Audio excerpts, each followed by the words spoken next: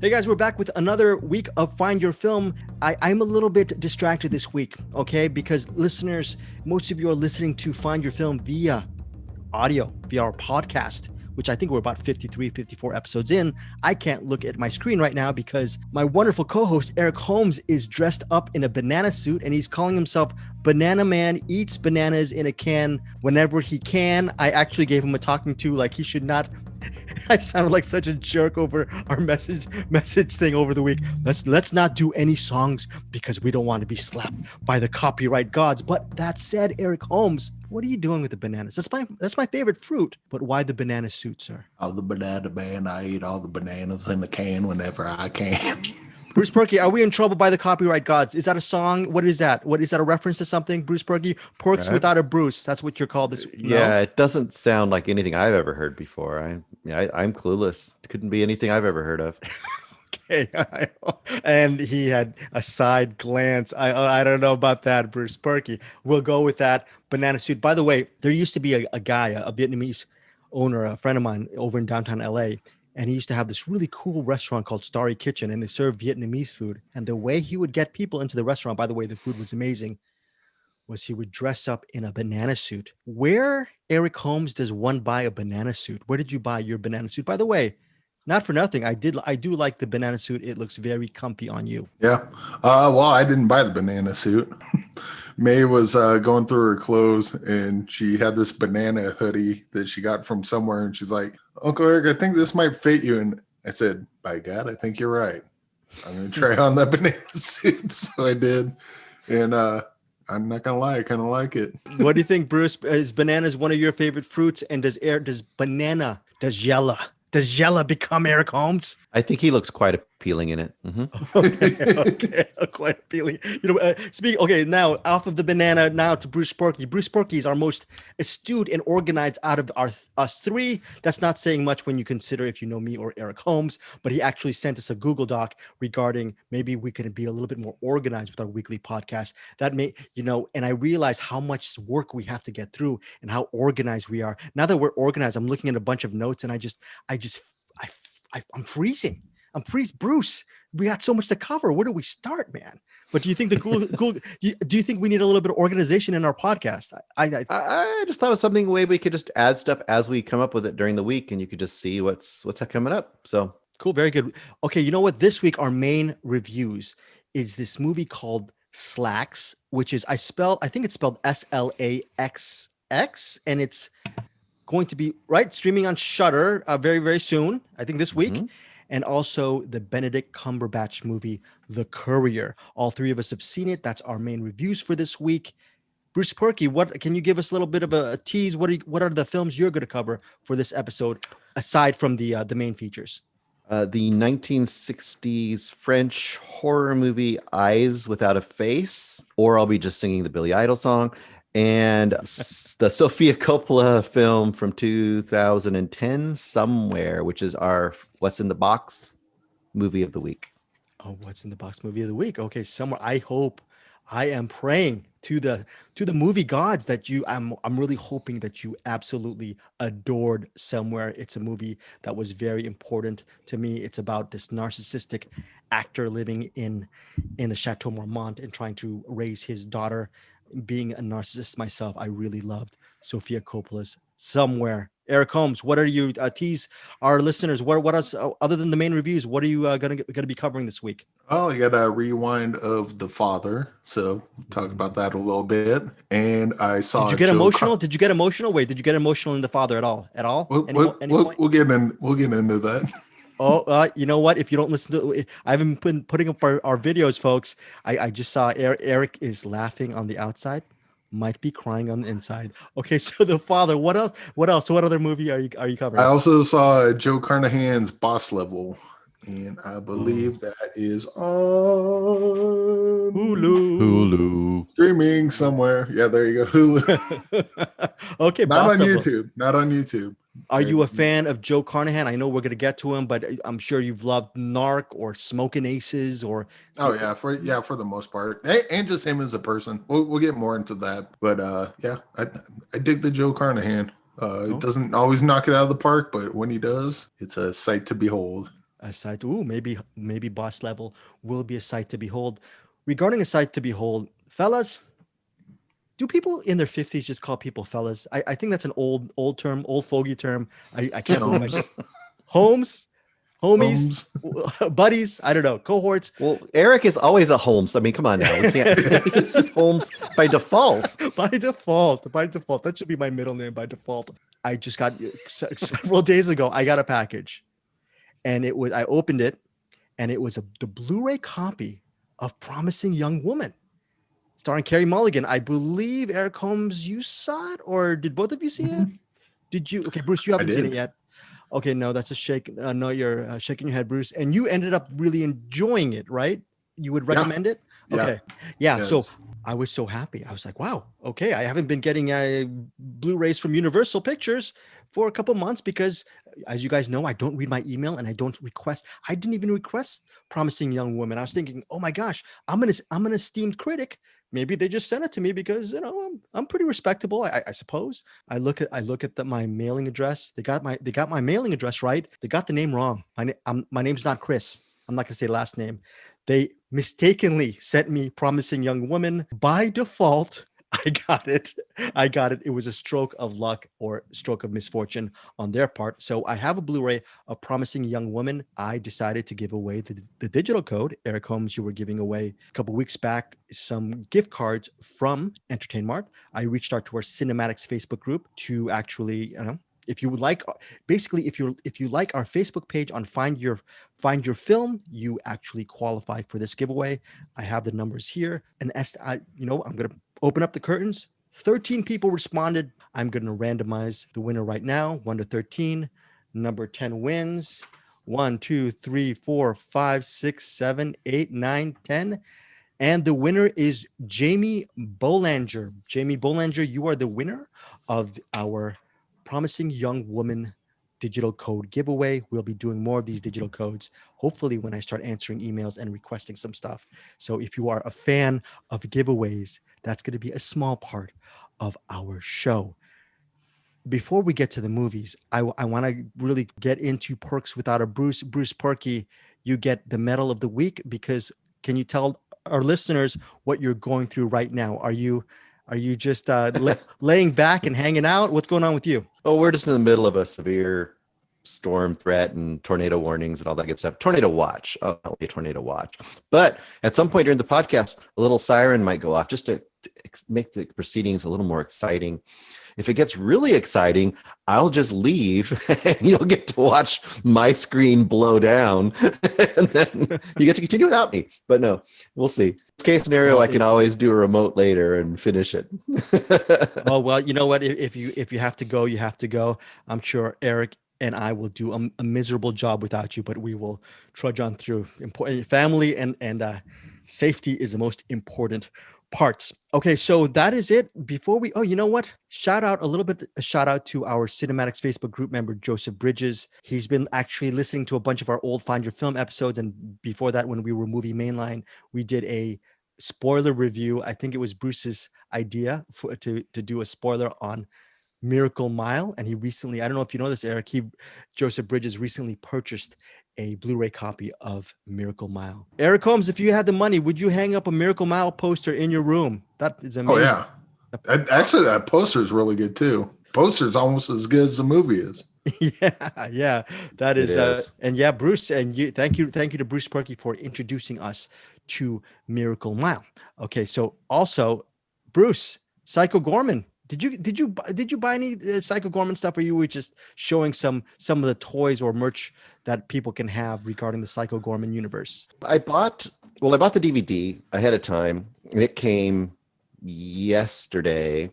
And I got the basic one. I didn't get the Hunky Boys version, so I don't get the cards inside, but it has a really cool booklet that shows like all these merchandise and all this weird stuff in there. In fact, it's being delivered to me as we speak here. Oh, thank you, son. Nice. I just remembered that I didn't have it with me, so I said, son, bring me the DVD. I know this is not a video format, but you can see some of the awesomeness that they show you in this booklet, including there's games and puzzles and all the products you can buy and Crazy Ball and all kinds of stuff. And there's supposedly, I haven't even got into it yet, but 2 hours of extra content.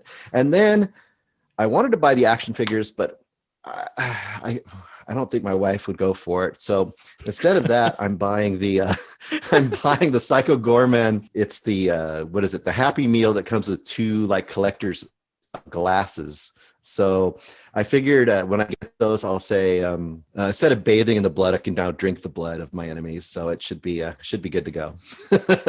Eric Holmes, are you going to be on that roundelay of buying some PG Psycho Gorman, PG for short merch? Is that going to be on your things to get down the road?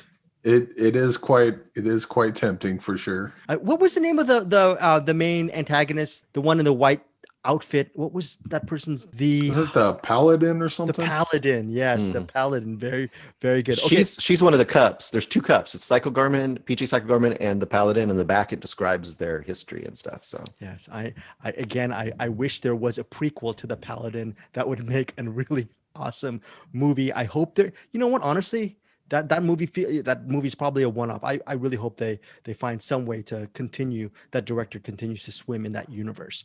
Okay, speaking of movies of that ilk, let's start, before we get to our movie rewind, let's just go for our big whales, the Moby Dicks of this week. The first one is Slaxx. Slaxx, it's quote unquote a bloody horror comedy, and it comes out on March 18th on Shudder. And you know what else am I going to say about this movie? It's a trendy clothing company, and they're supposedly they're a company that they have really beautiful, really Gap-ish type of clothing. They're very popular. Supposedly they make a difference in the world. Profits probably go to third world countries, and the people who work within the company are supposedly treated well. So it's like, basically, if you buy a pair of Slaxx from this company, your money probably goes to good things, and you'll also look really good in it. Unfortunately, with this flagship store, these pants, aka Slaxx, are quite murderous. And lo and behold, most of the employees who work in this store, this clothing store, are very narcissistic and sociopathic. So when they start stealing jeans from the store, or try putting on a pair of these Slaxx for themselves, bad things really, really happen. Eric Holmes, wanted to know your thoughts on Slaxx, which is directed by Elza Kephart. Well, we here at Find Your Film, I like to think we're not just podcasters, but we're a family. Oh, thank you. Yeah, this movie was pretty, kind of made me feel a little dirty, because it has that sort of you can tell that all the characters are kind of slimy, even though like everything in the background is like pristine and clean because it's a clothing store, but just the people were kind of slimy and backstabby, and I just did not enjoy kind of living in that world for a while, which I think is by design of the movie. But overall, it was reminded me a lot of Rubber, because I mean, you have a pair of pants just going around eating people. Right away you got the inanimate objects. I think we were talking on the messenger about our favorite movies starring inanimate objects. This would probably be up there. I think there was some stuff about, like, they kept leaning on kind of woke culture, I guess, if I can say that, and it almost sounded like there was supposed to be a point there, and I don't think there was, so I was kind of confused by that. And it wasn't like here's things you should do because it's, you're not a piece of shit and you would do these things to respect other people. They almost seem to be doing it as a joke, but then when you figure out what the Slaxx are and why they're going around killing people, it doesn't. I don't know. Maybe you guys can help me out with this. I didn't quite understand what they were trying to say. It sounded like they were trying for some social commentary in there, and it just didn't land for me. It just kind of confused me for the most part. But barring that, I mean, as a movie about killer pants that go around eating people, it's pretty good. And actually, the ending was kind of. I think I like the ending better than the rest of the movie. And I did like the Mm. rest of the movie pretty good. I would definitely say this is I compared it to Rubber. I think this one's better than Rubber because Rubber is just like, once you get past the rubber tire killing people, it makes for a good Saturday Night Live sketch, but it doesn't make for a good full-length movie. After a while, it's like, okay, we get the tire kills people. Oh, it's killing more people. Cool. Okay, yeah, the tires kill. This one's has an actual story to it. I think that the pretty much the only thing that doesn't work for me is the social commentary because it doesn't really, at least for me, I didn't get it. I didn't understand why that had anything to do with anything in the movie. But maybe you guys have a different take on that. Bruce, what say you? I have a similar reaction to it. I think the stuff that didn't work for me as much was the really broad satirical stuff. Like it was amped up to 10. I feel like with such a silly premise, the silliness of the Slaxx killing people has enough power in itself that you could like take the satire and make it way more dry and way more subdued and let the other stuff kind of sing. That being said, I still had a lot of fun with this movie. I kind of like Eric. I kind of just eventually had to let all that other stuff go. Like the social media lady and all that stuff. Like, okay, it is what it is. That's the tone they're going to take. But and I was worried at first that the attacks of the Slaxx, just to be rhymey, were going to be all just off screen, but they weren't. And I was happy about that. And then there was a sequence in a hallway. I'm going to be vague. There's a sequence in a hallway with a mannequin and an arm that I fucking loved. And I thought there was about a 15 to 20 minute period of that movie towards the last third that I thought was like, wow, if this movie has that much imagination to kind of go for it with this limited budget, I almost wanted to see more of that because that was almost like creating this weird world building above what I expected of Killer Pants, at that point. So I think that alone is worth the price of admission for horror fans. This is like a mild recommend. People who are into goofy horror movies or into horror movies in general can have some fun here. People who probably aren't going to go for a Killer Slack movie anyway, but this is definitely several levels above what you think it might be. So, yeah. Okay. So Slaxx, it stars this girl. The main actor. I don't know if I'm pronouncing her name correctly. Is Romaine, Romane Dennis, or maybe Romaine Denis, or just say Romaine Dennis. Okay. I saw her recently in this movie called My Salinger Year, and she stood out. She played a student who really wanted to get an A on her project. And I was like, wow, I wonder if I'll ever see this person again. And lo and behold, a week later, she is the lead in Slaxx.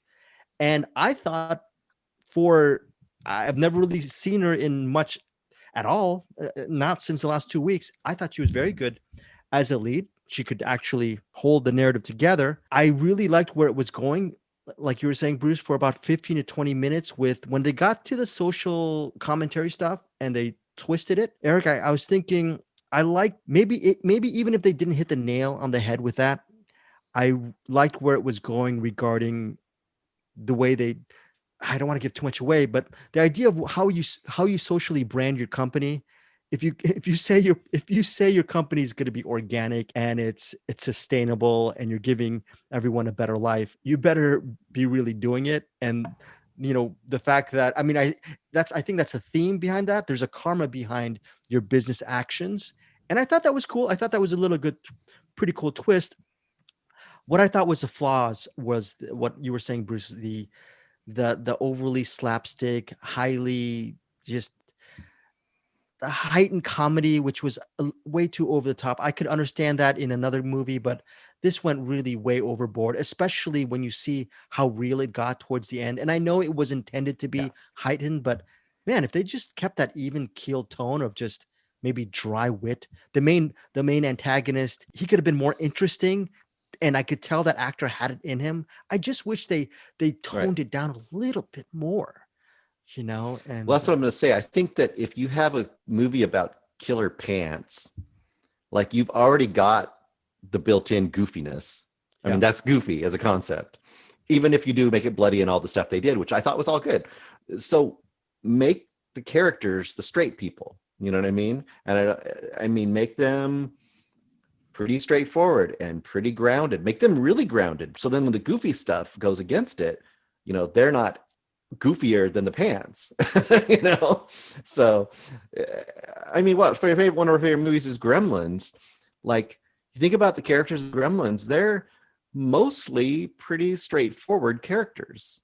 They don't go crazy over the top with most of those characters because the Gremlins get to do all that. And that's what we kind of love. So, I don't know. I don't know. Yeah. Overall, again, bottom line, mild recommend for me. Eric Holmes, is it a mild recommend for you or just a recommend for you? I would say if you like Rubber, you should definitely check this out because I think this is better than Rubber. The only thing, and I didn't even really, I guess, hate it. I just don't understand it. The social commentary in it, just it. Maybe if they did a better job connecting the social commentary to the story. And I'm just not seeing where the two connect. So it's almost like hey, here's social commentary. I'm like, cool. And then they show the story. I'm like, cool. But they don't make sense. You know, Yeah. It's like having an ice cream sandwich with ketchup on it. I like both, but when you put them together, I'm confused. But this would be if you like Rubber, I would check this out. If you obviously if you're not into horror, because this gets pretty bloody, and the ending. I love the ending to this, and we can't really talk about that, but the ending in that hallway scene Bruce was talking about, I completely forgot about that until he brought it out. I'm like, yes, that was so good. And I should also mention the puppetry in this movie. I imagine there's some CGI or maybe some green screen, but there's some really great puppetry in this movie that you just don't even see. It's all that, I mean, in a way, it's almost like kind of juggling or like, juggling puppetry. Like they're animating pants. And there's a couple of scenes where I'm like, that's probably like CGI, but not like CGI. It's more like green screen. But there's some filmmaking techniques they use in this. And Bruce brought up Gremlins, not me, but since he did, stuff. There's some filmmaking techniques I haven't seen since like the 80s that they brought back for this, and I was happy to see that. So yeah, it's a light recommend. There's some stuff that I'm just completely confused by, and there's stuff that I really love in this, and there's stuff that I'm kind of turned off by. But overall, I'd say this is a pretty good one. I'd check it out for sure. Okay. Yeah, not to throw in another negative shot at this movie, but this is sort of a half compliment. I just feel like the director decided to do a lot of the movie as sort of a lark because of the pants thing. But I don't think they don't. I think maybe they didn't know how good of a movie they could have had on their hands. Like if they just tightened it up. There's just trust that you can make this silly concept actually pretty good, because like I said, that hallway scene and some stuff towards the end, by the time you're already accepting the killer pants, it actually kind of works. And if they would have kind of gone all the way with it, it would have been such a weird cult movie that could have been a gem. And right now it's kind of like a diamond in the rough. Like it just didn't quite get polished up enough. It was an even. Oh, go ahead, Eric. I was gonna say, this the as far as the idea of not going all the way, this reminds me of Tusk. At the end of Tusk, like I was all in on Tusk until like towards the end of the credits, where it cuts to Kevin Smith and Scott Mosier talking and laughing about how stupid the idea of Tusk is. It's like, dude, don't do that. Like, you went for it, you went for your crazy, you went, you leaned into it, and then all of a sudden at the end you're like, nah, just kidding, it's a joke, haha, we're laughing at ourselves. Like, don't fucking do that. It's exactly that. It's like they almost, it's like you have to take a silly thing seriously to make it work, and they wanted to hedge their bets and say, oh, we know it's dumb, we know it's silly, and then they kind of ruined it by doing that a little bit. They leaned into the wrong things. They leaned, it's like, oh yeah, we're gonna do this, and here's this really serious part that's very shocking, and we're just gonna bury that. Oh, wait a second, that's your best part of the movie. What are you doing, right? What are you doing? But but anyway, Slaxx, at least a mild recommendation from all three of us. If you have Shudder, give it a shot. And maybe if you honestly, if you disagree with us and say, hey, we love the humor, we would love to hear your feedback on Slaxx if this movie worked for you. Eric Holmes felt that the social message was a little bit went over his head, and me maybe I'm overthinking it. tell us if you actually understood or you found that resonant as well. We'd love to hear what you think about Slaxx. The other main movie we're covering this week is I saw the name Benedict Cumberbatch, spy thriller, The Courier, and I was so excited to cover it. All three of us got links for The Courier, and it's a spy thriller. It's a true story. It centers on this British businessman named Greville Wynn, played by Benedict Cumberbatch. This is during the Bay of Pigs Cuban Missile Crisis era. Okay, so he is a normal guy. He's a glad hander. He's an importer exporter. He does favors for his clients. He golfs with them. He drinks scotch and whiskey and all that stuff. He's a good businessman. He gets hired by, what is it, Bruce? Is it MI5 or MI6? It's like the MI6 and the CIA kind of combined, isn't it? Like they're working together. Yeah, so there's an official from MI6 who is a friend of Greville's, and there's also a CIA operative played by Rachel Brosnahan. They enlist him to take his business to Moscow, where he ultimately befriends and has a business relationship with a Soviet officer named Oleg Penkovsky. It's Perkovsky. As a perky, I can say it's Perkovsky. It's played by Merab Nimitz. I'm butchering the name. I apologize. You're wrong. What? You're the experts on spying and tradecraft and all of that, but not Penkovsky. You've met him once. I know him. He would never leave me to die. And I'm not leaving him. I'm afraid it's not your decision. You said the problem was there's no way to coordinate to let Penkovsky know about the escape plan, but there is a way. Me. I can tell him. If I go back to Moscow. You would do that? Yes. No, he wouldn't, because he hasn't entirely lost his mind. James, be a bloody professional. I'm volunteering to bring back the best source of Soviet intelligence you've got at a time where Russia and America are on the brink of nuclear war. You talk about using people. For God's sake, use me. Also playing his wife, Greville's wife, is the talented Jessie Buckley. It's directed by Dominic Cook. It's written by Tom O'Connor. This spy thriller, I was 30 to 40 minutes in. I was ready to just take a permanent nap. I was bored out of my skull, and I was thinking, this seems like every single spy thriller I've seen in my life, except it's going at a glacial pace. Then I realized as the movie continued, it's really about this friendship, this gradual friendship between these two men from different worlds, this businessman and this Russian official. And I thought that once I actually got into the rhythms of The Courier, I ended up feeling bad that I was so impatient for the first 40 minutes and just got into the groove of it. And then the third act, which we don't want to give too much away. All you've got to do is Google regarding the fates of Greville and Oleg. Okay. It's a very fascinating story. The third act ramps it up a lot. There's a lot of things that happen to Benedict Cumberbatch's character on a physical level. I don't know, Bruce and Eric, if you want to mention it, you can. I just felt for myself, I don't feel like mentioning it right now, but you guys can do it right now. I just found it went up another notch on the third act. And I ended up really enjoying The Courier. I highly recommend this movie, but with a caveat of saying, don't expect this heightened spy thriller where it's a cat and mouse game every single second and it's excitement every second. You just have to really ease into the narrative. And if you get right into that pitch, I think you'll really end up loving it. Eric Holmes, your thoughts on The Courier? Pretty much echo everything you just said.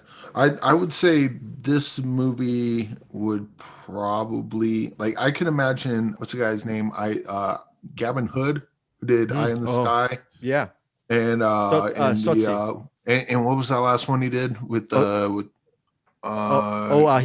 Sotsy, he did Ender's Game, he did your favorite Wolverine movie. I'm trying to think. No, there was Eye in the Sky and that one about right. Something Affairs with Keira Knightley. Yeah, the Keira Knightley film. Yeah. Can't remember. You can IMDb it. That's fine. His last two movies, Eye in the Sky and the last one that I can't remember the name of. Gavin Hood's really good at this political intrigue and really good at, forget everything you've seen in Wolverine 3, the Rise of the Wolverine, or whatever the fuck that movie's called. But How dare you? By the way, it's Official Secrets from 2019. Official Secrets. There you Yes. go. But Official Secrets and Eye in the Sky is just kind of like edge of your seat, like, oh my God. And he's really good at building suspense. And I think the story needed that because there's definitely a lot of spots where, because Benedict Cumberbatch's character, he's kind of in a world that he doesn't understand, and he kind of understands that going in, like, I don't know what I'm getting into, am I in danger? And then he sees that the person that was helping him is in trouble, so he's going to go help them, and they're like, no, we let them go. That's like, we don't go help them, that's not how this works. But this movie could have used a lot more suspense, and it didn't quite have it. And I think all the suspense that was there was just inherent to the story itself and not necessarily what the movie was doing. Overall, as a spy thriller goes, it's fine. But I think if you put this in the hands of someone like Gavin Hood, this movie would have been just like fantastic. Gavin Hood or the Russo brothers, perhaps? No, just Gavin Hood. What a straight shot Russo brothers would have ripped off Shane Black and said, you know, back in the day when I was helping out spies, but Bruce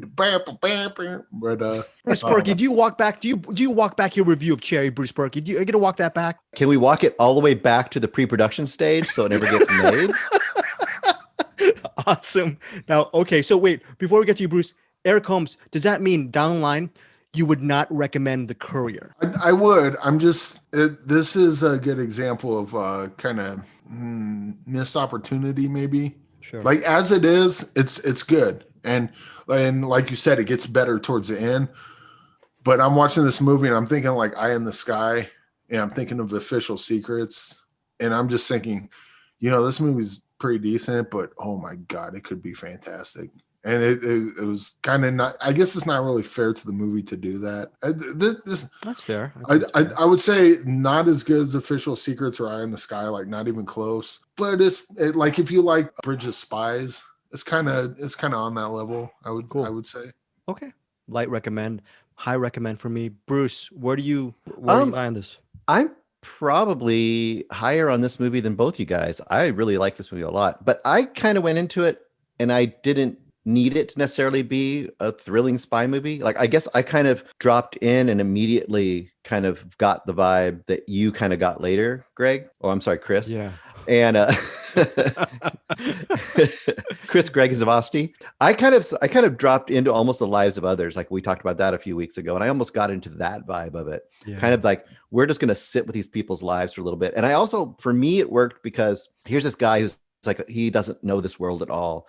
And at first he's really apprehensive, and they say, you know, trust us, it's going to be fine. You're going to go there and all this is going to happen. And you almost get lulled in with him, and it's almost like cooking the frog. Like, by the time it's way more dangerous than he thinks it is, he's already in deep, you know, and it's done things to his family life. And and I want to mention Jessie Buckley is awesome in this. Oh. She does so much more with this little role than she had to do. She definitely, I thought was really good. I thought she was better than Rachel Brosnahan, and Rachel's getting higher billing. Anyway, you know what though? This is a thankless role, okay, that Jessie Buckley has as the wife. But whenever an actor is faced with a thankless role, I can't even think, maybe 5% of the times that thankless role becomes a role you remember. And I think to your point, that's how talented Buckley is. She's special. I mean, we're just seeing the beginning of it, but obviously last year with I'm thinking of Ending Things and with Beast, a couple, Rose. Give her 5 to 10 years and she'll at least have nominations, at least, if not actual awards. Oh yeah, the Oscar nominations came out this week. Yes. Moving along. Anyway, so very cool.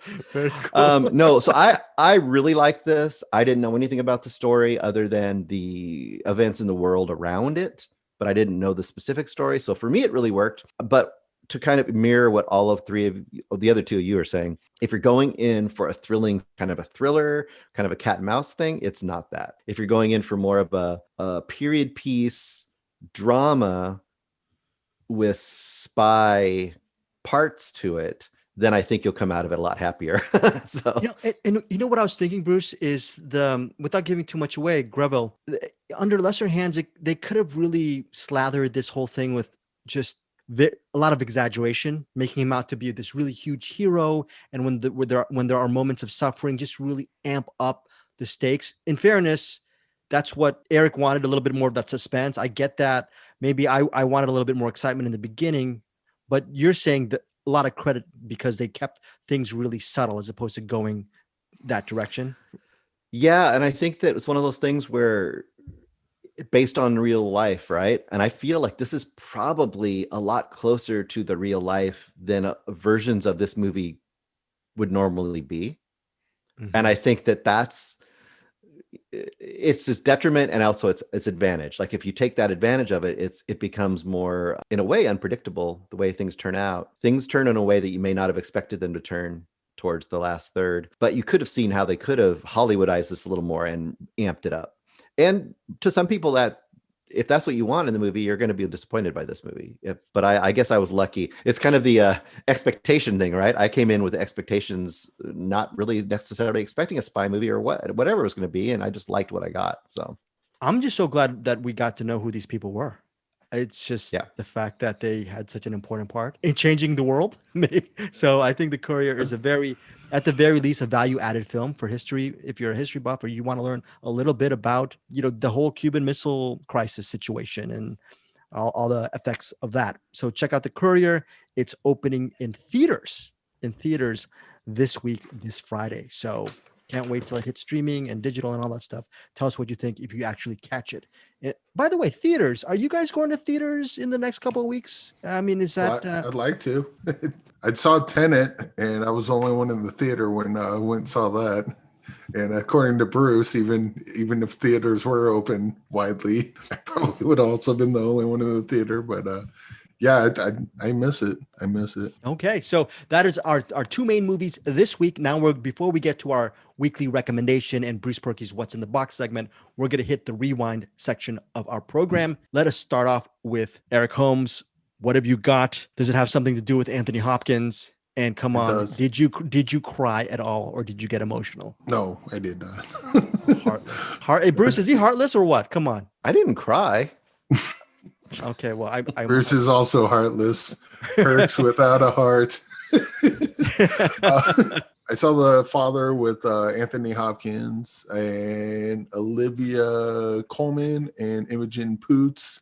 Yes. And this was a story about Anthony Hopkins with Alzheimer's or dementia. And it does the performances in this are really good. And I don't know that this is Anthony Hopkins' best performance, as Bruce said, but it's a really good one. And of course, Imogen Poots is great in it. I think she was in it for 5 or 6 seconds, I believe. Kind of in and out. Olivia Colman was great in this. Like everyone was great in this. And the idea that you're kind of with Anthony Hopkins, where people come in and out, and some of them there's different levels. Okay, sure. He's in this time, he's in this made up place, and he's in this other time or whatever. And people kind of come in and out that don't know each other because you're kind of in his head and you're just as confused as he hit.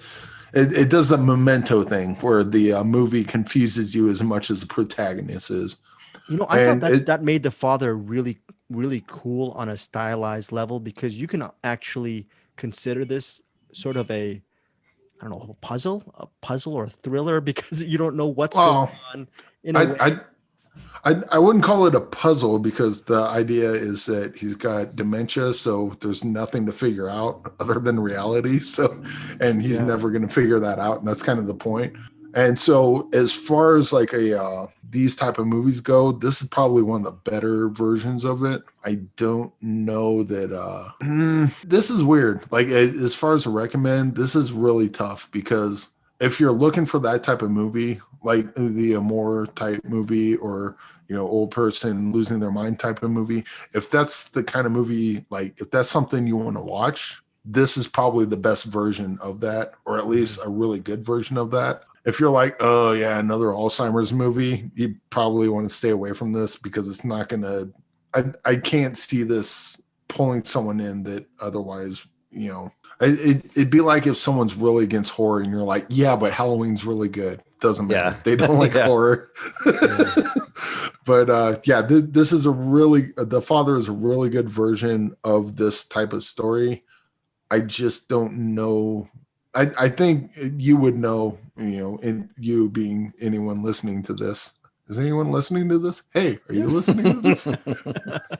But anyone listening to this, if just kind of look up what The Father's about, and then you would know if this is a movie for you or not. And just know it's a good version of that. The performances are fantastic, but I don't know that I can recommend this to everyone.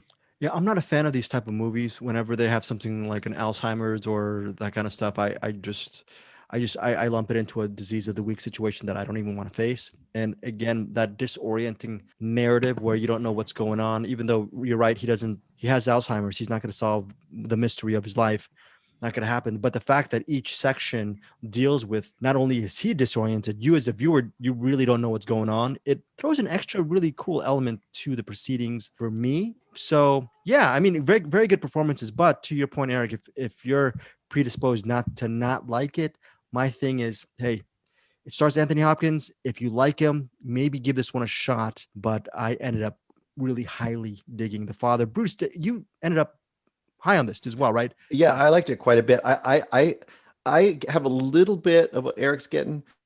I really liked quite a bit. Only thing I wanted from it was that once the kind of the pattern had happened, the disorientating pattern, which I'm keeping somewhat vague, I wanted the last third to kind of slowly start uncovering or unweaving all of those things. I wanted it to, I felt at a point it kind of became the same thing all the way almost to the end. That's fair, so yeah. I wanted it to kind of have some sort of a narrative build or a narrative unraveling or a narrative decoding or something. Oh, sure. But I mean, that was kind of a minor gripe on my part. I mean, overall, I really liked it, but I totally get also Eric's kind of point on this. Is like, this is definitely a movie that I could see people going, it's well made and real well acted, but it's not fun. 100%. And I could see them saying that, 100%.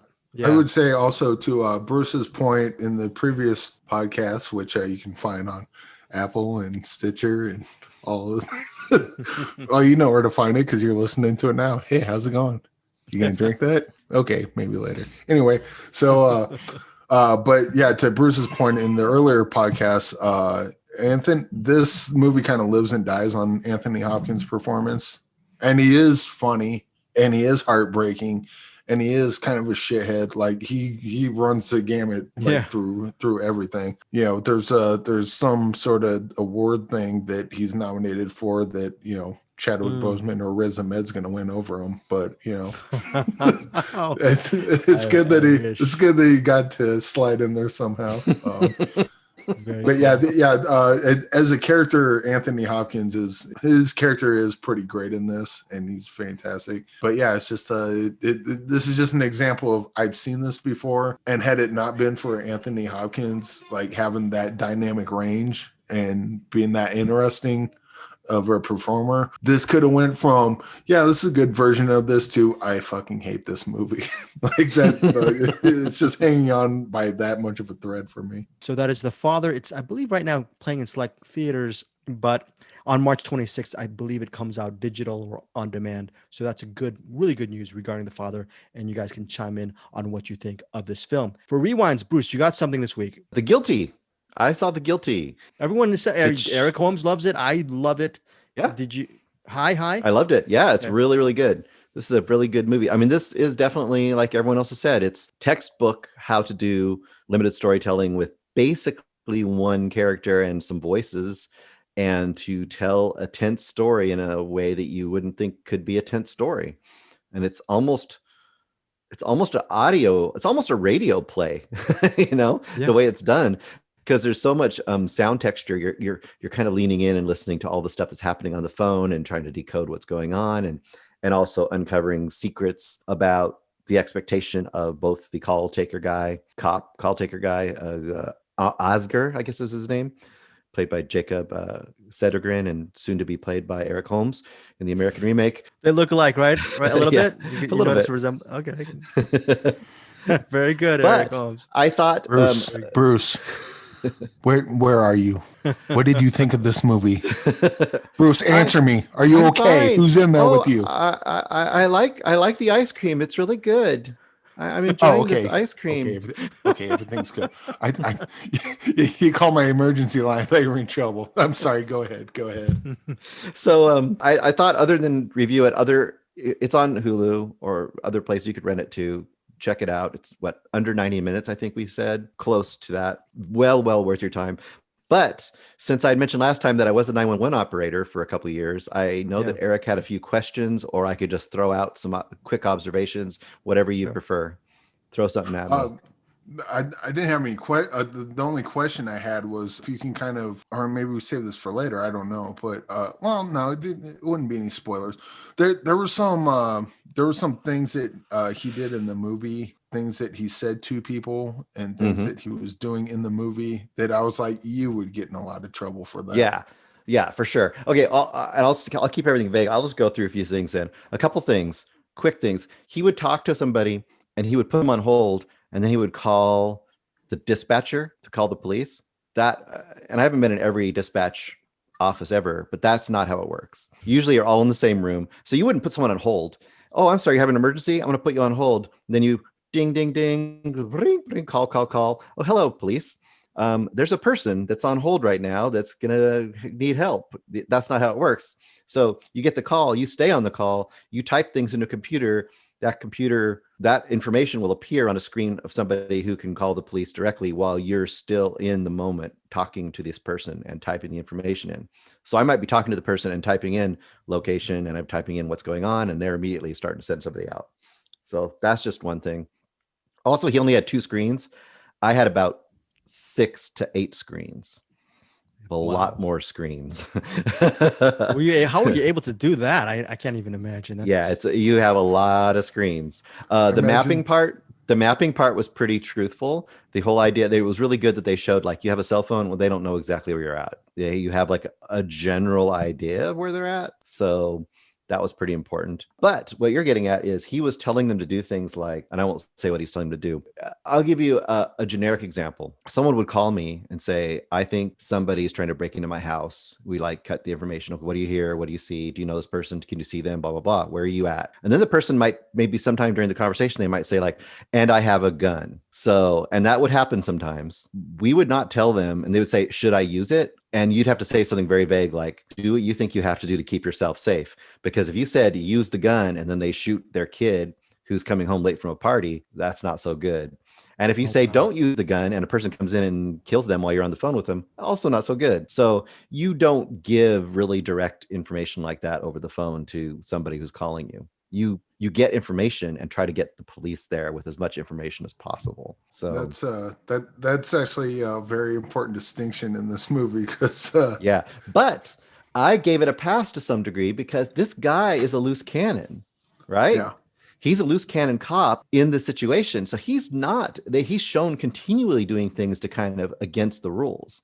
So I had a pass with that. The other thing that was really funny in this movie, and we won't go into too much detail because this is just a rewind, but the idea that he could just go into this private room for about the last third of the movie and just off the clock do all this stuff would definitely never happen.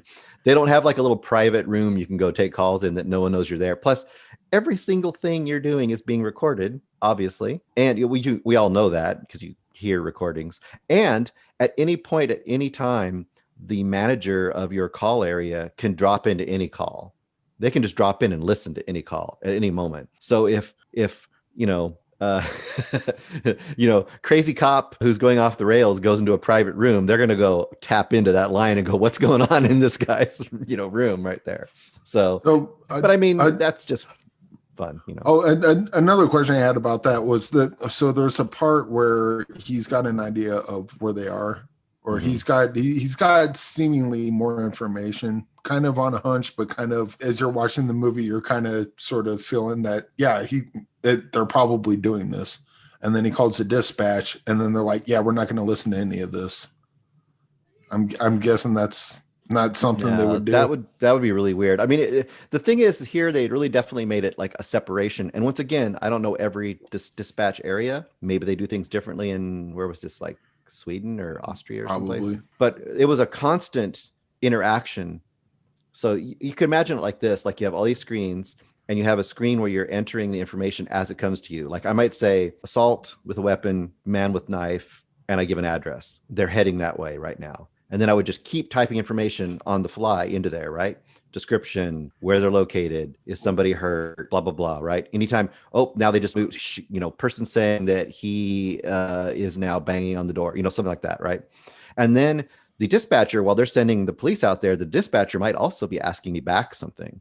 So they might ask me back, like, where is she right now? They can't find her, and it's like, so once again, you're just constantly typing stuff. So the fact that you would just kind of have this hunch and they'd be saying, no, we don't believe you, that's not really how it would go. It would be like a conversation, and you might say, I don't know, and they'd have to try to figure it out. But once the cops are there, they're going to have eyes on the scene too. So it's a different thing. One other thing, you mentioned you had like 6 or 8 screens in front of you, which made me think of you. I imagine you sitting there with the camera behind you with all your screens in front of you, like Shredder, like, damn these turtles, I shall destroy all of you turtles. Yeah.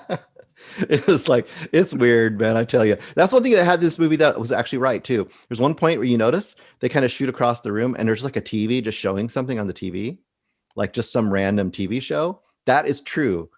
Like there would be screens in there just on the walls showing like the news or whatever, because when you didn't have a call, you didn't want to look at your screens the whole time. Although you had lots of calls, so you hardly have any time to do anything. But so, yeah. All right, so that is The Guilty. Okay, I'm glad all of us love it. And again, it is mainly you can rent it, you can buy it on DVD, Blu-ray. I'm assuming, yeah, you can. It is most importantly streaming on Hulu. So that is The Guilty. That's Bruce Purkey's Rewind. My rewind is it's really not a rewind, but I'm just gonna shoehorn it in here before we get to our recommendations.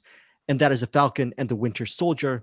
That is not a rewind. This is a movie. This is episode 1. It comes out on Friday. I got an early screening link of The Falcon and the Winter Soldier. Thank you to Disney Plus for this. Before this, I was saying to our Cinematics Facebook group, I was a huge Zack Snyder fan. Huge. Was so excited for Justice League, the Snyder Cut. And, a couple months ago, I think I did this ridiculous takedown on Wonder Woman 1984. I'm not saying there is a connection, but do you guys remember when I would not stop beating up on Wonder Woman 84? Did I go a little bit overboard, guys? And you were the only person.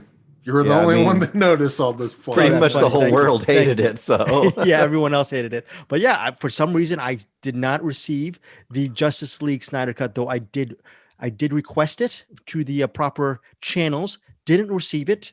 I'm not gonna be a ninny about it. I'm not gonna complain about it. But let's just say I got an early screening link of The Falcon and the Winter Soldier. I got an early screening link. So from now on, again, like I said, on our Cinematics Facebook group, as opposed to DC and Marvel, make mine Marvel. Well, I don't trust Red Wing. Hold on a minute. You don't have to trust Red Wing. But I'm gonna go see if he's right. Because I have a feeling they might be a part of the Big Three. What Big Three? The Big Three. What Big Three? Androids, aliens, and wizards. That's not a thing. That's definitely a thing. No, it's not. Every time we fight one of the three. So who are you fighting now, Gandalf? How do you know about Gandalf? I read The Hobbit in 1937 when it first came out. So you see my point? No, I don't. There are no wizards. Doctor Strange is a sorcerer. A sorcerer is a wizard without a hat. Think about it, right? I'm right. I just came up with that. It's crazy. But look, that's not the point. These guys aren't magical. All right? They use brute force, just like you. The incredibly annoying guy in front of me with the staring problem. I'm coming with you. No, you're not. I don't know. Are you guys going to see the Justice League, the Whedon Snyder Cut? I'm kidding. Are you going to see the Snyder Cut, guys? Any of you guys in the next couple of days? I'll give it an hour. You'll give it an hour. Yeah, I'm sure the kids don't want to watch it, so I'll get. Look, if it's fantastic, I'll finish the whole 4 hours. If it earns that, but I will watch Red Letter Media talk about it, and that is it. that sounds like a good idea. Yeah. I'm surprised they gave you the link to the Falcon and Winter Soldier, probably because I haven't really talked about WandaVision, but go on. Yeah, maybe maybe it's just because the folks over at Disney Plus are just really, really wonderful people, just like those corporate execs over at YouTube and Shudder, all those three brands that we all love here over at Find Your Film. Hopefully, one day we'll get back in the good graces of HBO Max. Okay, so the Falcon and the Winter Soldier. What do I think of this?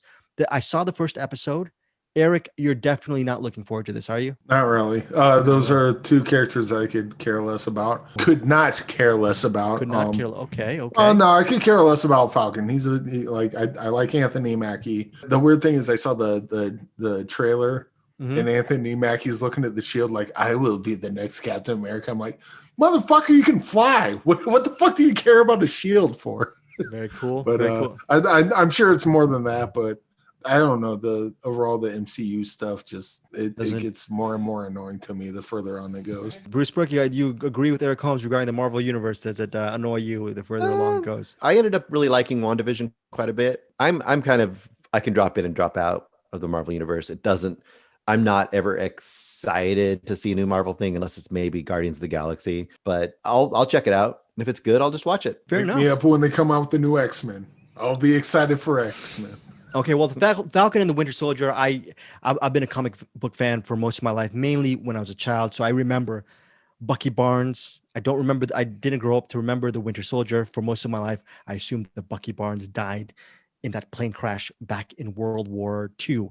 And the Falcon, I always remember him in that really weird, silly red and white outfit. But whatever, it seemed like he would always be in these Marvel 2-in-1s with Captain America back in the day. So he was a part of my growing up in the 70s and 80s as well. So seeing the Falcon and the Winter Soldier for modern day audience, and as well as what they've done previously on the MCU, I really enjoyed those two characters. Now, what would happen if I'm more interested if someone like an Eric Holmes, who maybe could have, you do like Anthony Mackie, but you're hot and cold on the actual characters of the Falcon and the Winter Soldier. I will say this is my spoiler-free take on the first episode. Okay, it really sets up the series very well regarding who the antagonist will be. I'll also say the Falcon and the Winter Soldier, the way they team up on the first episode. Don't want to give too much away, but there's a lot of backstory behind both of their stories. One, in my opinion, is not even stronger than the other.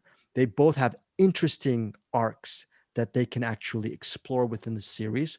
So there's an antagonist, two separate arcs with the Falcon and the Winter Soldier that I find really interesting, and the opening moments where you see the Falcon in a very action-packed sequence is really well done. So you get that Marvel special effects driven action stuff out of the way right from the beginning, but the rest of that episode is all story, and it's all building up on who these individuals are. The thing that what probably gets lost maybe with these MCU movies is maybe that these series, I haven't seen WandaVision, but maybe these series will cover is more character building from these respective superheroes. And I think the Falcon and the Winter Soldier is going to do a really, really good job at just building up, because the Winter Soldier for most of the MCU, right? He's this really tortured guy. He's killed a lot of innocent people. He's very haunted. Okay. So this one, I'm really excited to see where they go with the Winter Soldier, and the Falcon will finally get his due as far as his backstory. So high marks, not just because they gave me the screening link to the Falcon and the Winter Soldier, not because of that. I was surprised at how much I really enjoyed the Falcon and the Winter Soldier. I have high hopes for this. I haven't seen WandaVision, so I don't know where I'm going to land. I know, Bruce, you enjoyed it. Eric, you were mixed on it. But right now, I am hoping the Falcon and the Winter Soldier continues its really high level of just storytelling. So that is it for my unofficial rewind for this week. We're going for our recommendations for this week. Bruce, what is your rec for this week? My recommendation is Eyes Without a Face from 1960, directed by George Franju. I don't know, Eric, did you end up watching this movie too? I did. Yes. Oh, cool. I'll be very curious to hear your thought. I'll give you the basic setup. It starts with a middle-aged woman driving a car. There's somebody in the back seat, seems to be all dressed up with a hat and everything, kind of pulled over their face. They're kind of looking like they're sleeping in the back seat. Car comes to a stop. The woman takes the person out of the back seat, who apparently is unconscious, drags them towards a river and throws them in the river.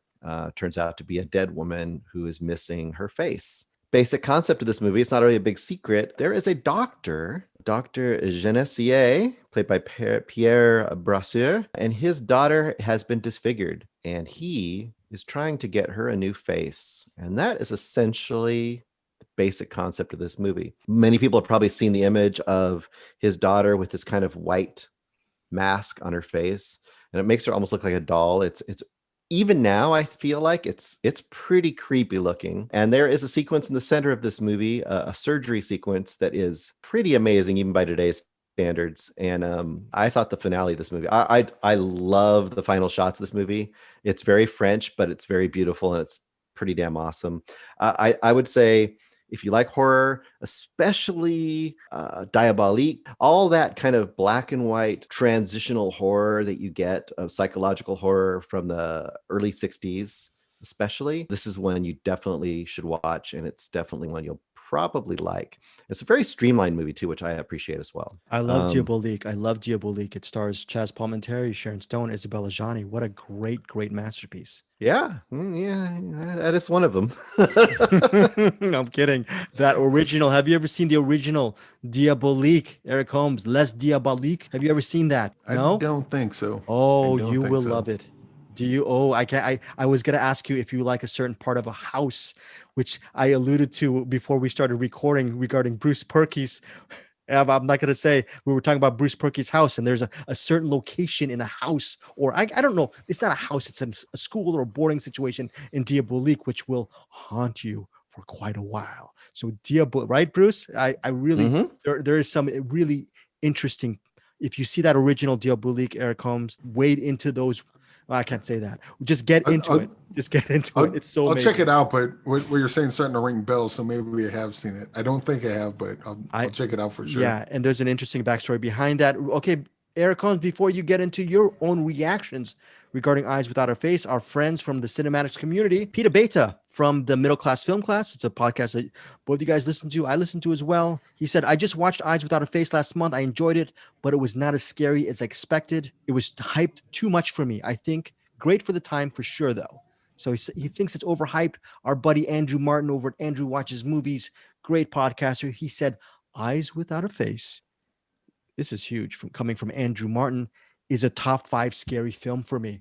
Do you see where Andrew Martin is kind of going, or do you agree with Pete regarding it might be a little bit overhyped? Neither. I wasn't scared by it.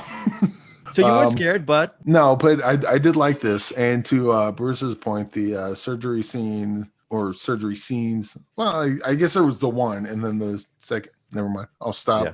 But yeah, the surgery scene was pretty good. The makeup effects were fantastic. There was a dog scene, which is probably the scene you're talking about. Now, I could see where they hid the padding.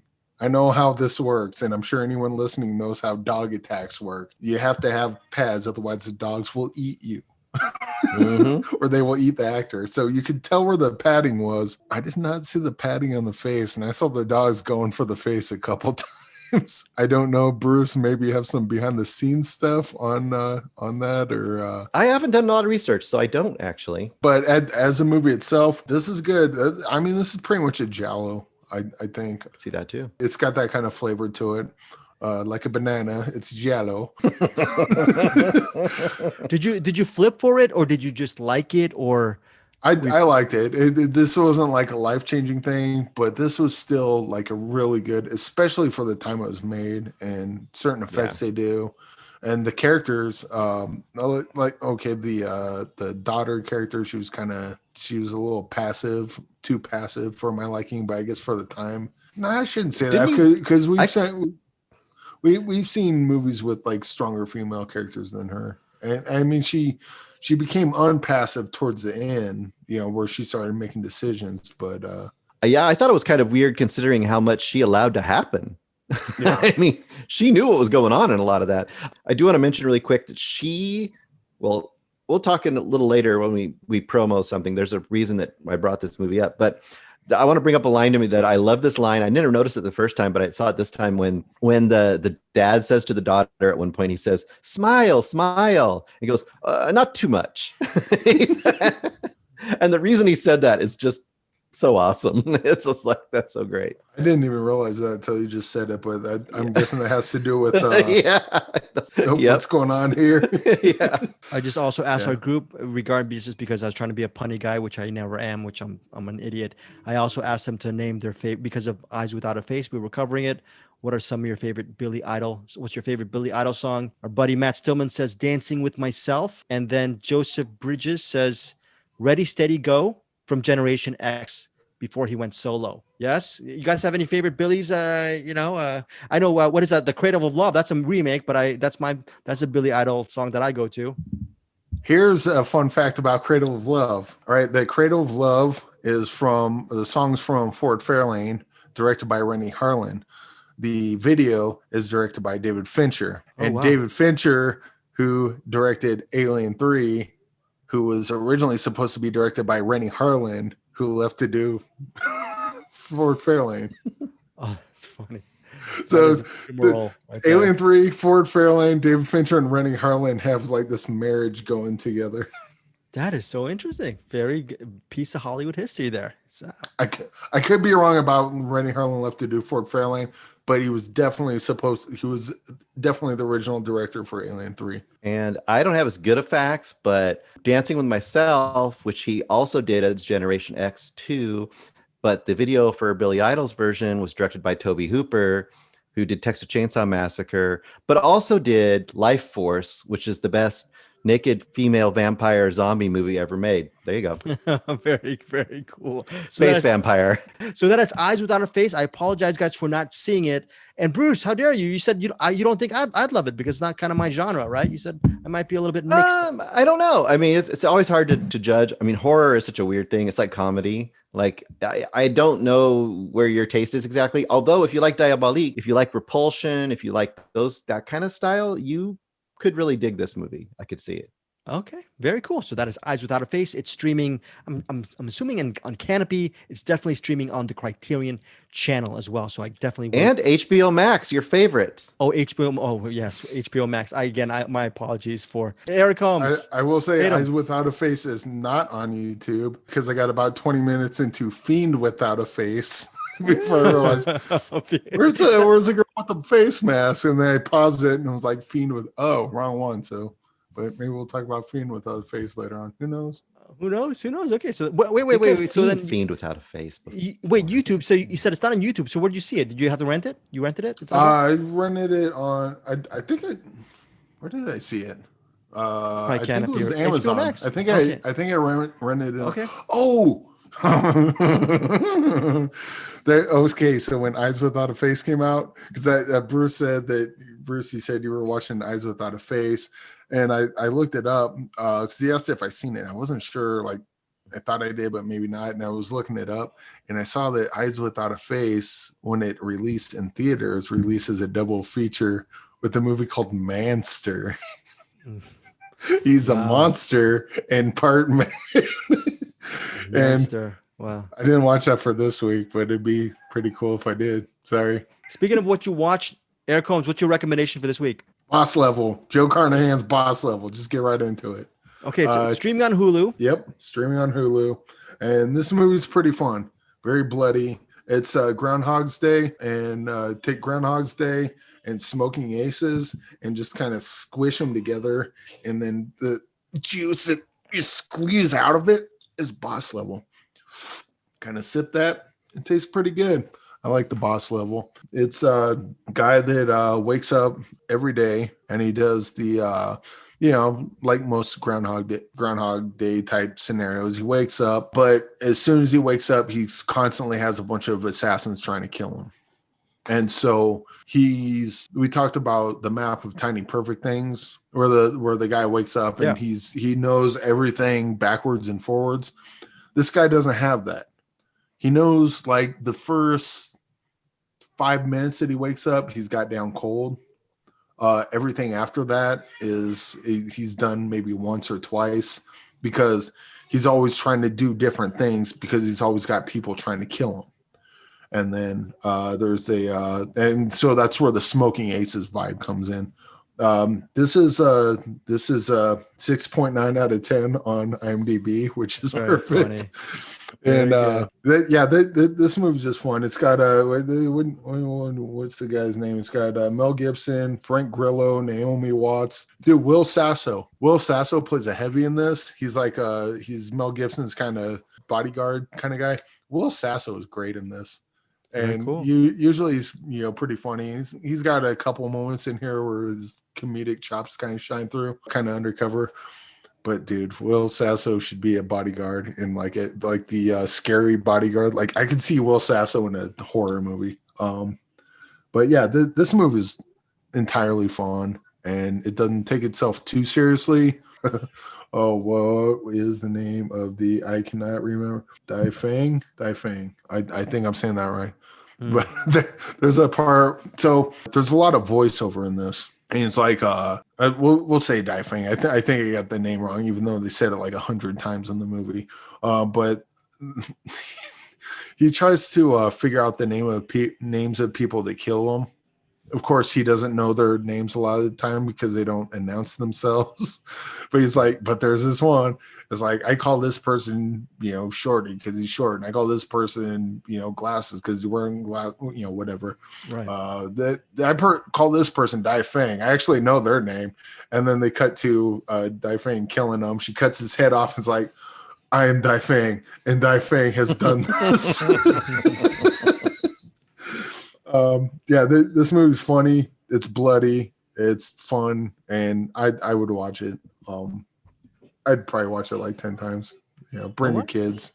It's bloody, but it's like a fun. It's bloody, but it's a fun bloody. And and it does the it's got a good kind of mystery to it where you're trying to figure out like once the fun of the Groundhog Day thing kind of wears off. Now they kind of have this mystery of what he's doing and what he's trying to accomplish. And then so it doesn't it's got the Groundhog Day, but it doesn't lean on that the entire time. It just kind of leans on it early on and then it kind of does other things later on. And yeah, very clever, very fun, and check it out. Cool. So that is Boss Level. Definitely want to check that out. It's on Hulu. Looks really fun. One of the things we're going to do for Find Your Film is we're going to start. I don't know if it's going to work. We're going to try to start incorporating interviews into our program. Okay. So you guys, speaking of Scott Adkins, what was the movie both of you guys did several months ago? Remember Max Cloud, right? Mm-hmm. Yeah. And we should have actually incorporated it into our weekly episode.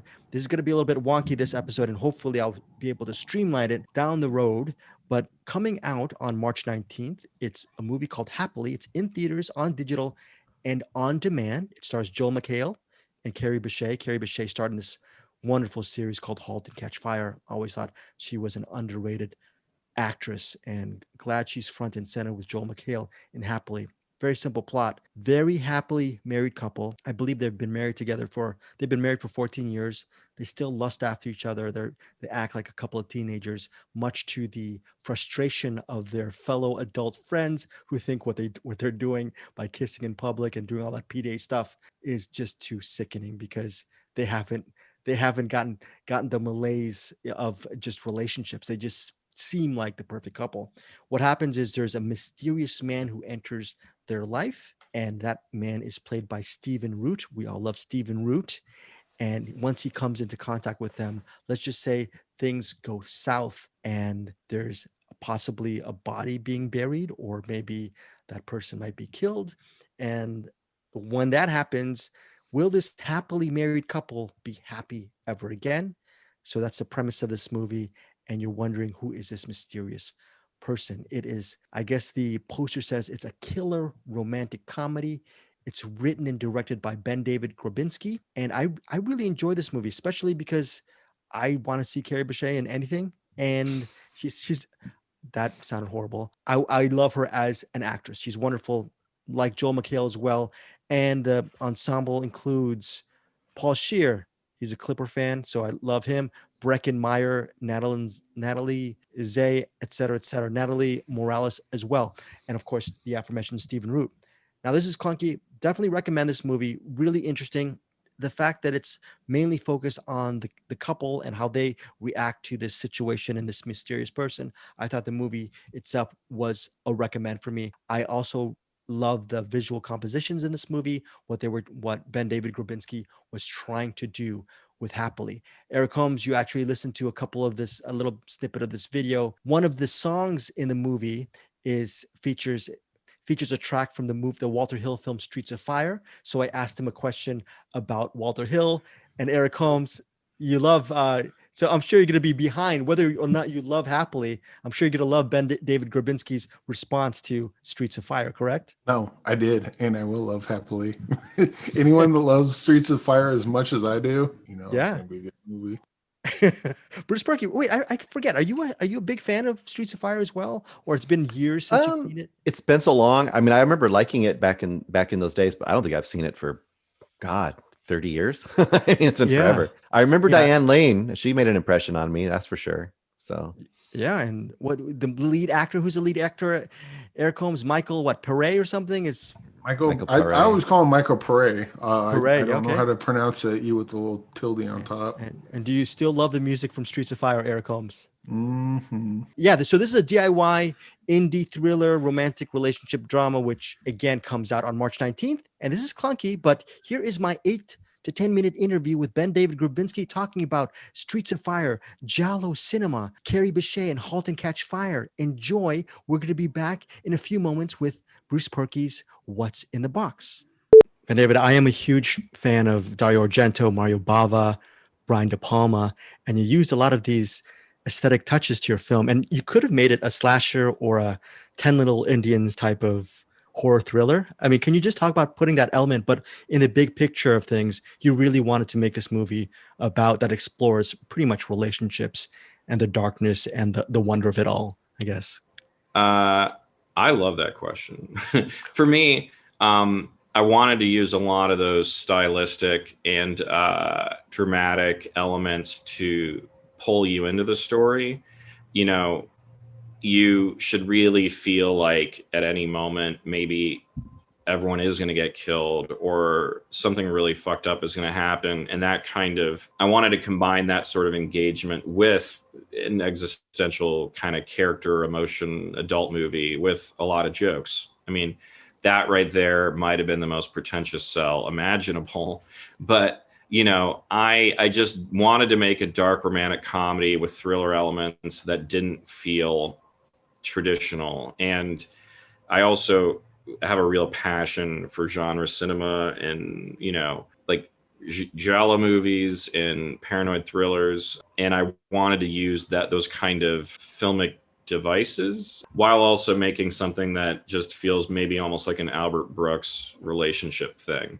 And having said that out loud, it sounds nuts, but you know what? It's a nuts movie, and I'm okay with that. It's what I wanted to make. So yeah, I'm a huge fan of Halt and Catch Fire, and over the years, I just said to myself, Carrie, she just needs to be in more movies where she's the headliner, and that's something that you did. And with respect to your talented ensemble, can you just focus on why you decided to cast her? Because I'm sure you kind of felt the same way, because she knows she has the power and the magnetism and also most importantly, the humanity to actually anchor a narrative.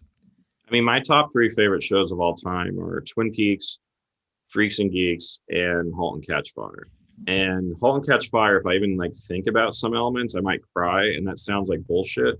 But if you've seen it, it is one of the most rewarding shows I've ever seen in terms of you spend years caring about these characters and they just knew exactly what the heart of the show was. And the heart of the show to me was Carrie's character and then Mackenzie Davis's character and their relationship.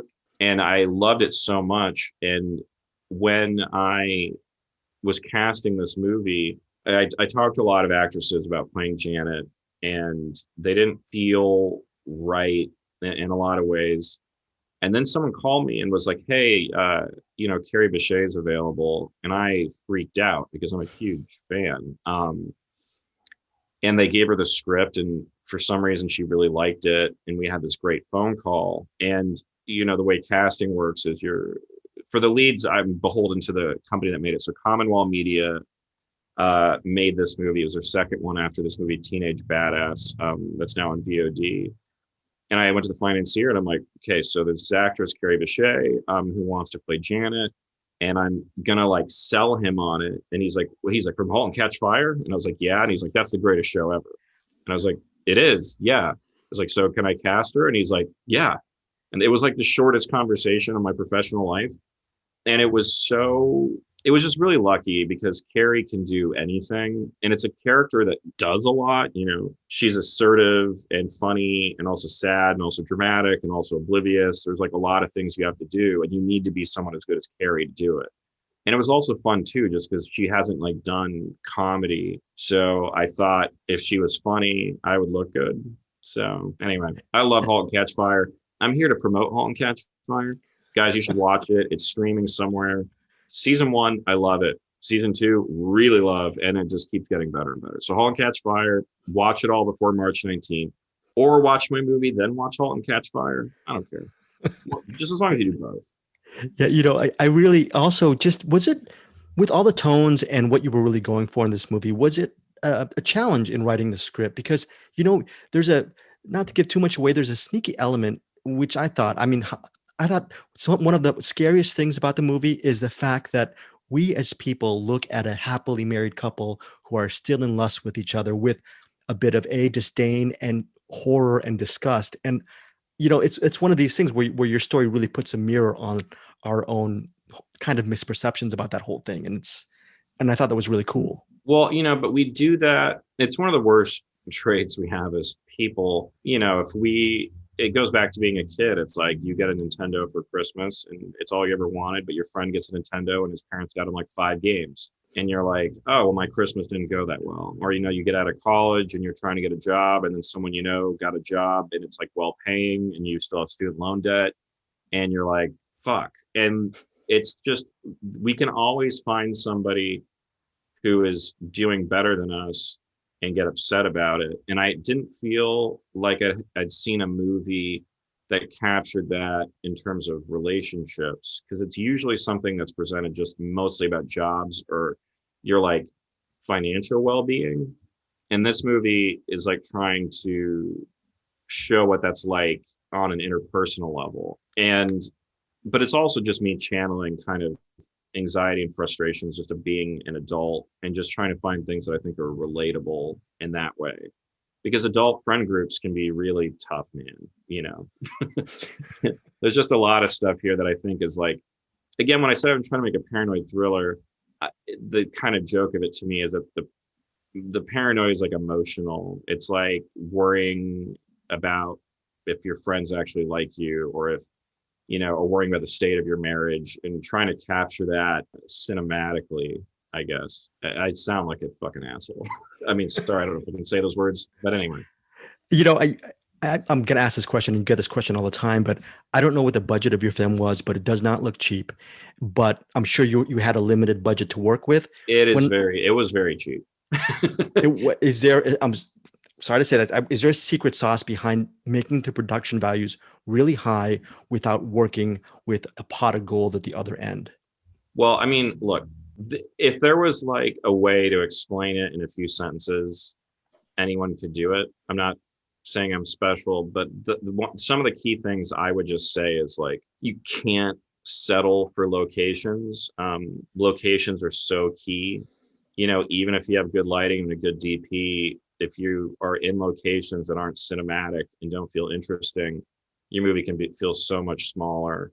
And for me, I also focused more on having really judicious, hopefully beautiful shots, as opposed to making sure I got a close-up of every character in every scene or was worried about the edit. It just was really about, it also comes from being a writer, director, and understanding sort of the sequencing of the movie, is knowing what you need and knowing what's the most important thing about scenes. Like if this was a scene right now, maybe no one even needs to see me on camera. Maybe it's really about your reaction to me talking. Maybe that's where the emotional core is, which means I don't have to shoot me. You know, it's really about trying to make judicious choices that also come from an artful perspective. Someone's going to hear me say that or watch me say that and then watch the movie and be like, what the fuck, dude? Like, it's fine. But personally, I'm extremely happy with how no one seems to think that I didn't have money to make it. That is really all I can say. That is the nicest thing anyone can say, is it looks like I had money to make the movie, because all the actors worked for nothing and everyone just really wanted to make something creative and interesting. And yeah, it was just a good experience, and I'm happy if anyone likes it. So I usually ask other filmmakers, actors to name one of their favorite movies and why does it resonate with them. My co-host for one of my podcasts, he's a huge Streets of Fire fan. So my question to you, it's a direct question. How much of a Walter Hill fan are you? And specifically, is Streets of Fire a movie that you really loved as a youth? And maybe that's a wrong question because you employed that track in your film. So, well, no, man, dude, any questions about Streets of Fire? Are you kidding? I love Streets of Fire. I love Walter Hill. I met him a year or two ago, and it was one of the greatest moments of my life. He's just a brilliant filmmaker. And Streets of Fire, I love. I actually saw Streets of Fire for the first time in my mid-20s. It was like right when Netflix streaming had started. It was one of the first things that was on there. And I turned it on one night, and I think I watched it like 3 times in a weekend. And I love the music so much. And when we were in the edit, my editor was working and I was just listening to music, and I turned on the song while he was editing without music, and it synced up exactly right. And we're like, wait a minute. And I was so happy with it. And I had to spend 13 months clearing music for this movie, because there's a lot of needle drops in this movie that I would not let go. But that is honestly the thing that I'm the most proud of, is that I somehow got someone to let me put a Streets of Fire song in a movie. That is actually the thing that's the most shocking to me. I keep thinking like, wait, is someone going to take that away? Am I going to wake up to a phone call where they're like, sir, we made a mistake. You can't have that song in your movie. It's when we cleared that, I think I was happy for maybe hours. Yeah. Well, BenDavid, thank you so much for your time. Really enjoyed your film, and selfishly, as a cinephile myself, I hope one day down the road in your filmography, you'll make a Giallo film. So, what's so funny, man? I literally just texted my DP about the next one and saying we're lighting this whole thing like a Giallo. So anyway, thank you. You're so nice, man. Thanks for everything. Yeah, pleasure. Take care, man. Take care. And we're back. The clunkiness is back. I've put that interview into our podcast. Hopefully you guys found some value added stuff. Bruce Perky, what do you have for what's in the box this week? I have suggested by Matt Stillman, the daily reviewer on Cinematics, right. At least once a day. Can we say Matt Stillman is more of a reviewer than any three of us on that Cinematics? Probably true. Yes. Yeah. Yes. I mean, I don't know, what is he up to? Like 150 movies this year? I don't know. Yeah. Amazing. Anywhere. He suggested I watch Somewhere by Sofia Coppola from 2010. It's available for rental. That's how I saw it. It's on HBO, a bunch of different places, mostly rental though. So first of all, Sofia Coppola, she's usually kind of a love it, hate it kind of director for a lot of people. I liked Virgin Suicides when it first came out. I don't think I've seen it since, but I remember liking it a lot. Lost in Translation, I was kind of wishy-washy on. Marie Antoinette, I didn't finish. And then I don't think I've seen anything else that she's made since then. So I never even heard of this movie. So basic concept of this movie is Stephen Dorff is Johnny Marco. He is apparently a full-time fixture living at the Chateau Marmont. And he's based on the interactions you see in this movie. He is a very famous, almost like a Tom Cruise kind of a guy or something. Like everywhere he goes, every woman stops and looks at him, and people are like, oh, get his autograph and that kind of stuff. And it's basically showing him, I don't always say, Greg, he's probably suffering from depression, or he seems like he's kind of he's listless. Yeah, he's kind of unhappy with his celebrity, or kind of in a transitional mode or something. And eventually his daughter, he seems to be separated from the mother of the daughter. His daughter, played by Elle Fanning, kind of gets left with him for an extended period of time. So probably the second half or 2/3 of the movie, she's kind of with him, a lot of that. Now, how do I describe this movie? Come on, you had to love this movie. Slowly and with your pants off. Okay, perfect. There's example. Here's a scene with 2 strippers in his bedroom dancing listlessly to the Foo Fighters song My Hero, and it's the entire song, the whole song. There's another sequence which is Should have been Stairway to Heaven. Elle Fanning doing her routine on an ice skating rink. You get to see the whole routine. A sublime moment. This, and I had no idea for a lot of this. Okay, the movie was not for me. I did not like this movie at all. At all. This is a 2-star movie for me. What? 2-star. Wow. Okay. This movie to me was like Sofia Coppola setting a camera down in front of a scene and letting the scene just happen, which sometimes I like those movies, but I felt she picked all the most uninteresting and untelling points of these people's life to show. She'll show Elle Fanning cooking something, and then that's it. She'll show them ice skating. Okay, great. They'll show them driving in his car, and I've seen all those scenes done in a way that contextually is more interesting. I had no idea what this character was like. I had no idea what his goals were. I had no idea why he was depressed other than he was a celebrity and rich. I mean, it just went nowhere. And I like movies like Roma, for God's sake. You could say the same thing about Roma, but Roma's beautiful and Roma does things in the scene. And this movie was listless to me. It was like, if you want to watch Stephen Dorff waking up and drowsy a lot, then this movie is for you. That's awesome. Yeah, well, I found this to be a very beautiful movie. I can't wait. I don't know. You know what? I have a feeling that Eric Holmes, you're not gonna like Somewhere either. So I was gonna try to encourage you to see Somewhere, but it is one of those movies that is sort of pretty much a mood piece. If you feel like being very introspective, and it's basically life along Sunset Boulevard in that hotel and just wandering around. And I think it's one of those, yeah. But okay, I'm sorry, I'm interrupting, but this is gonna be a perfect example for me. Like, you have to, when you do a mood piece like this, you have to pick whose mood you're watching. And we're watching from all you can tell, is a totally, he's got everything. So why we have to have a reason to feel anything for this guy, right? He's just a man who's lost his compass, Bruce. That's a rich, white, loved star. Young, with a bunch of money and a Ferrari. I don't give a fuck about this guy. So that is Somewhere. Thank you, Matt Stillman, for your What's in the Box recommendation. Sorry, Matt. You know what? Good job, Matt, on actually putting Bruce Perky in this 90-minute hell sphere known as Somewhere. What? I have never been more tempted to hit fast forward, and I don't do that in movies. Like to hit the 30 second. I really wanted to. I wanted to time the scenes. I swear it was like 5 minutes, then 5 minutes of something else, 5 minutes something else. Oh my God. Well, Matt Stillman, to your point, to your record, you know what? Maybe Matt is gonna pull a fast one on us, and maybe he really actually hates this movie, and he wanted to play this joke and actually make you watch Somewhere, Bruce. That would be pretty cool. But Matt, to your point, I really enjoyed Somewhere. The ending of the movie, which not when I know Bruce is gonna shake his head. I found it to be really beautiful and a little bit emotional. Had that really beautiful song. I forgot the name of the group, but I think the song is called Love Like Sunset. So really loved that song. And I know Bruce did not register with you whatsoever. So that is Somewhere. I'm sure it's available on Blu-ray, DVD, streaming somewhere. But Bruce would. I was hoping it would just fade to black and I'd hear a gunshot anyway. Love it.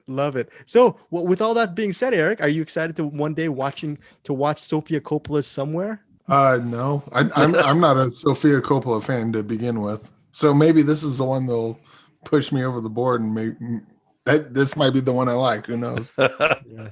Well, as Bruce said, I have that way about me. When I hate something, everyone else loves it. So, you know. Well, you know what? To Bruce said, Somewhere is absolutely nowhere. But hopefully, for this week's What's in the Box, Somewhere will be actually somewhere good to go. So, Bruce, what you got the little thing to? I've got it. pick? Yes, I'm shaking the box. And the speed is all you ever need. All you ever need to know what's in the box. Oh, sorry. Okay. All right. What's This is in the box? suggested. Weirdo. This suggestion, if no one will ever submit again, they'll be like, he's such an asshole. I'm never going to submit to him. Andrew Dykstra suggested.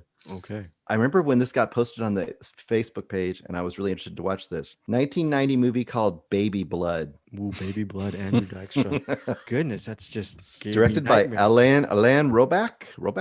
Okay. Baby Blood. That is it. Bruce Perky, you're gonna hunt Baby Blood down, and you know what? I'm betting the farm that you're gonna like it a lot more than Matt Stillman's Somewhere. Okay. Yes. So that is it. That we had a very meaty show. No tornadoes. No tornado alarm during our pod. No. Everything was fine. Okay. Lucky. Yeah. Last week, Eric Holmes, you let us out. Bruce Bruce was alive last we touched him. But wait, before we go, Bruce, you got anything to say before we get out of here? Yes. Look forward to the director's spotlight, which is going to be the French director, Léos Carax. No one knows how to say his name. I don't know how to say it. And that's why I watched Eyes Without a Face, because Edith Scobe, who plays the young woman without a face, plays a role in Holy Motors, which is one of the two movies we're going to watch. Holy Motors and The Lovers on the Bridge. We'll be recording that special director spotlight on Find Your Film this weekend. Eric Holmes, have you seen either movie as of yet? No, not yet. I'm watching it tomorrow. I'm going to watch Holy Motors tomorrow, and then the Bridge one on Friday. Cool. And so, that'll be fun. Knowing the way I like to schedule things, I'll probably be watching them 4 hours before we start recording, because I'm a bleeping idiot, and I'm one of those guys who likes those weird Sofia Coppola 2-star Sofia Coppola movies. That is not a knock on you, Bruce. That's more of a knock on my horrible organization skills. Thank you guys so much for listening to us on Find Your Film. Eric, you want to say something before we get out of here? Yes.